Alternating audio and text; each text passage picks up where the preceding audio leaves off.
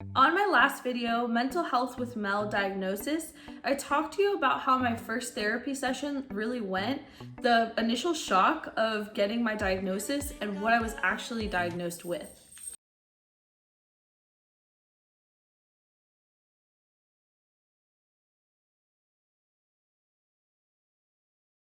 So in my last video, I talked to you guys about my diagnosis and how I was really confused as to really what my diagnosis was, just because I was diagnosed with bipolar, depression as two separate things, and also anxiety.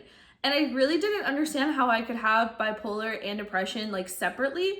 I went to a therapy session on Tuesday the 15th, and my therapist like went over everything again, and I just was in so much shock like the first session that I didn't really understand my diagnosis, and I guess I wasn't paying attention to what he was saying, or I didn't ask enough follow-up questions to really clarify what he was saying.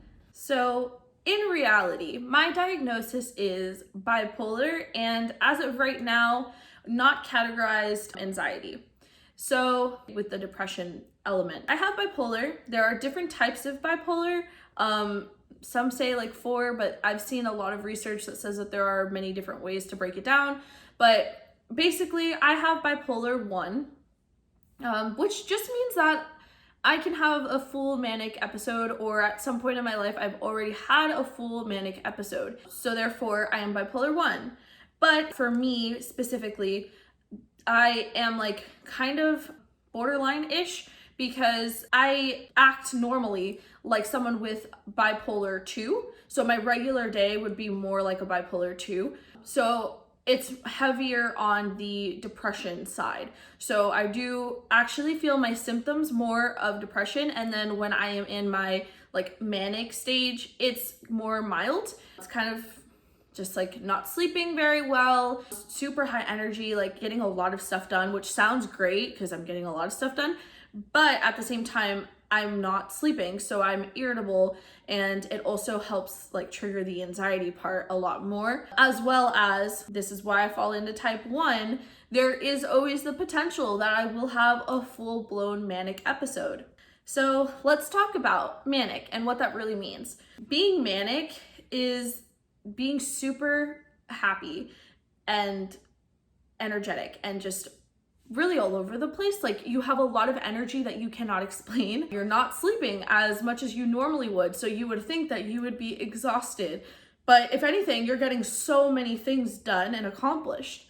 And that all sounds like great perks, right? Like, who doesn't want to barely sleep and be able to write all of their papers, go to work, maybe go party at night? Like, who wouldn't love that, right? Sounds great. But there's always the downfall to all of these wonderful things that come with it. So for a lot of people that have manic or type 1 manic, they're going to have more of a super high kind of feeling, like you're invincible. Everyone kind of has this with bipolar. Like, you're going to feel like you're super confident, you can kind of do whatever you want. Like, it's a boost to your ego and your self-esteem, really, which is kind of nice sometimes. But again, it has its downfalls. You're going off of like false hopes and false thoughts. You're acting a way that you wouldn't on a typical day want to act, but you are on this high. So with people that have more severe bipolar, or more severe like type 1 bipolar, that have that manic episode, they might do things that are going to potentially risk their life. They might go party all the time and maybe try drugs, or who knows, like go play in front of traffic. And that sounds horrible, but it is true. Like, you don't really understand you're in danger. You're not really aware of your circumstances or your surroundings. That's the issue with the manic part, that you are on a high. Like, it's really as if you were playing a video game. Like, you're at this high and you're not seeing that, oh, if I do this, there are going to be some sort of consequences. You're not thinking about that at all, because you're thinking you're invincible. That is a problem with the manic part. Then you have the bipolar, like depression, low drops. And those, I think most people might understand that a little bit more. It's relatable to more people, just because you have people that are depressed. They're gonna feel kind of the same thing as a bipolar person would feel on their lows. And then also like seasonal depression, you know, people that don't typically have depression might feel a little sadder during, you know, winter time or like postpartum depression. So there are more people that might understand that part of the bipolar. Basically, you're just really down. You don't want to get up. You either might be eating a lot or not eating at all. I know for me, my anxiety will make me eat. And it's also my bipolar will make me eat. So, like hand in hand. I will eat because I'm feeling impulsive or anxious. And then I feel great for a little bit. I got that little yay, great feeling. I ate, I gave into an impulse. And then I will have that really, really low, you know, hit. Man, I ate, I shouldn't have ate. There was no reason why I needed to eat. I wasn't hungry. Now I feel physically sick, or I'm eating all the time and this is putting me at health risks. I'm gaining weight, which, you know, depending on the person, that's completely fine. But if it's putting you in like risk of health issues, then it's not fine.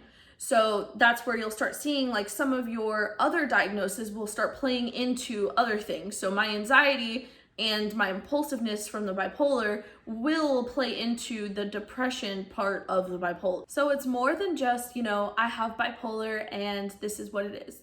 Because bipolar isn't as understood as your depression or anxiety, because it isn't as common or as commonly talked about. So there is definitely studies and research and all of that on bipolar, but there's still a lot to be done. And that also will include like the medication. There are not like specific medications for bipolar. They will be more of like antidepressants or antipsychotic medications.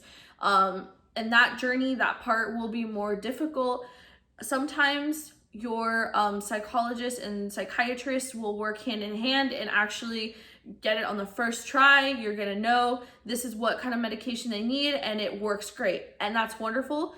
But for many people with bipolar, it's going to take a while to get that sorted, and maybe playing around with different dosages as well as different medications, because you could have found the right one, but your dosage is off, so it's going to give you the side effects that you didn't want. So this is going to be really important too. That is a factor that's going to play out later on.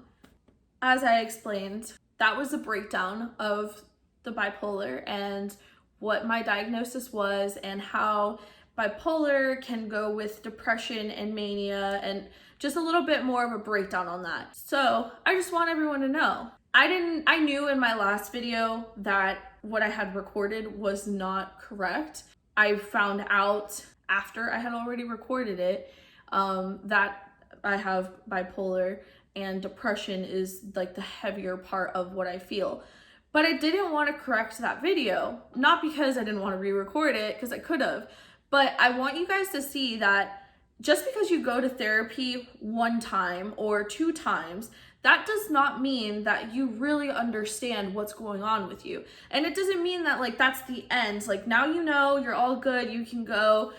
And it also doesn't mean that you're going to know yourself 100% right away. Like it's just not how that works.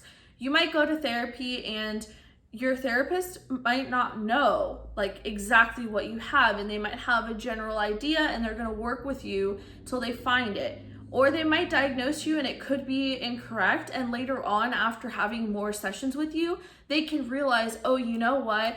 It's not this that you have, but it's this, and this is why. And they can break it down for you because now they know more about you. Or it could be like my situation. He told me what I had, but because I was so confused in that meeting, just overwhelmed, really. It wasn't even like I wasn't listening. It was just kind of like I was in shock. Like I was just stuck. So I got the wrong information from what he was saying, and I didn't ask the right questions to follow up with what he was diagnosing, because I didn't have enough time to process. Don't just go to your first therapy session and to feel like you already know what you have and you don't need to work on anything else, because just the diagnosis part is the first step, because there's so much work that you can do to help yourself, whether you have a mental disorder or you don't.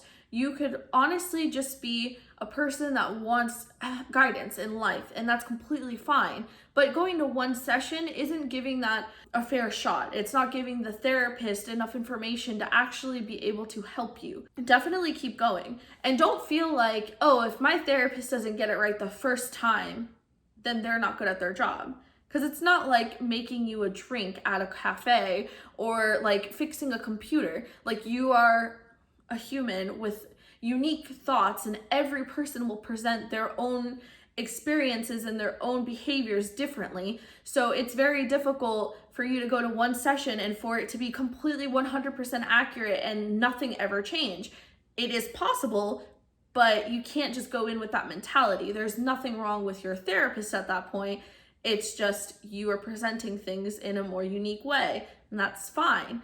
You've lived with yourself for maybe, like me, 22, almost 23 years, and you don't know yourself enough to know exactly what's going on, right? That's why you got help. He or she or they might not know right away what is wrong, and that's okay. So you definitely need to put your trust into the situation. Don't just try and go once and call it a day. Really try and put in the effort and the time, because at the end of the day, you went for a reason. You either went because your parent or a guardian or a friend felt like you really needed to go and they're looking out for you, so you went. Or you felt like there was something wrong in your life, so you wanted to give it a chance. Or you already have a diagnosis and you know that you need to go to therapy or go to a psychiatrist to go ahead and help yourself. Don't give up on yourself. You're the only person that's going to 100% all of the time be there for you. So you have to make those first efforts to be there and make yourself go do it. So me being wrong about my diagnosis, how did I catch the whole situation? How did I realize that there was something wrong with the wording or what I understood before I even went to my therapy session? Because I researched. You will need to do research. You are going to need to understand what you're being told in therapy. Go home, go on YouTube, go on like Google and just search up a topic or a symptom and see what comes up, and just do research. Even if it's not right and it's not particularly for you and what's going on in your situation, it's not going to hurt to be like educated on different issues that can happen, or on different mental health disorders, because all of that will help you understand generally what's going on and what other people are going through, or how that isn't what you have. Maybe you looked up bipolar and you're like, you know what, that doesn't sound exactly like what I have, so I'm going to keep searching for something else. And you can go to your therapist and say, this is what I found and this is what I think, and I would like to explore this with you. So it's really important to go ahead and take the time and read about different mental health disorders, your mental health disorder, and symptoms that you could have. When I got home from my first and second therapy session, I did research. I wanted to understand more about bipolar. I wanted to understand why we got to that conclusion and how it affects my everyday life. It turns out that really the key thing about bipolar is that you are on like a spectrum. So depending on where you fall on that spectrum, I think I have previously mentioned this, you might have mild symptoms or very severe symptoms, but it'll also affect your time frames. So bipolar is not affected by interactions that you have in your everyday life or with another person. That's not affecting your mood changes. So you're not going to get into an argument with someone and get really, really, really upset and get depressed, and then suddenly they buy you a cookie and you feel so much better and you're so happy and you're manic. Like, it doesn't work that way. It works in the sense where you'll go through, and this depends on the person, maybe a day cycle, a week cycle, or a month cycle, whatever, so on, of just really, really, really happy mania. And then you'll see yourself start to crash and you'll get to your depression period. Your depression period will also last about the same time as your mania, and then it'll go back up. So the whole thing is that bipolar is not being affected by your interactions with other people. So there's not something that you can avoid. You can't say that you need to avoid arguing with people or you have a specific trigger, because it's not like that. It's just you have this kind of like a roller coaster that you're on, and it's just gonna go. So all of what you're tracking in your everyday life, the effort that you're putting in, is what you're going to bring to your therapy sessions, and that's how they're going to help get you on track, like help get you to the best you that you can be. And that's really going to be important. So don't just rely on your therapist knowing everything that's going on with you. You need to put in the effort and the time to really understand yourself and give those things to them so they have all of the tools to help you be better. So if you're feeling like you are sad or really happy, or you're not understanding yourself, you don't really know yourself, you might not be happy in your career, in your relationship, or you're just not content, please go to therapy. I honestly feel like everyone, even if you're just a regular typical person that has nothing really wrong going on, it's just good to go and talk to someone and have someone else take a look at your life and try and help you. Just like you would go to like a financial advisor to help you with money.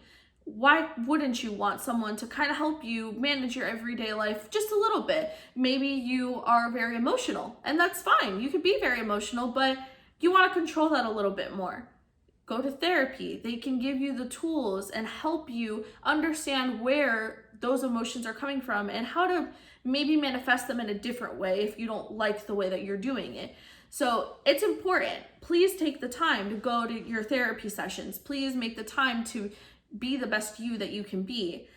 These therapy sessions are going to make you feel better, or like you're not alone, or you're doing what you can to have help. And if for some reason you need help right now, or you are scared, or there's something wrong in your life going on, or you just need someone to talk to, I have put in links down below just so that you guys could take a look, in case anything's going on in your life and you just need help like right this second. There are some links below, and there's also a link for bipolar. So you guys can read up on that if you're interested, or if you feel like you can relate and maybe that's what you have.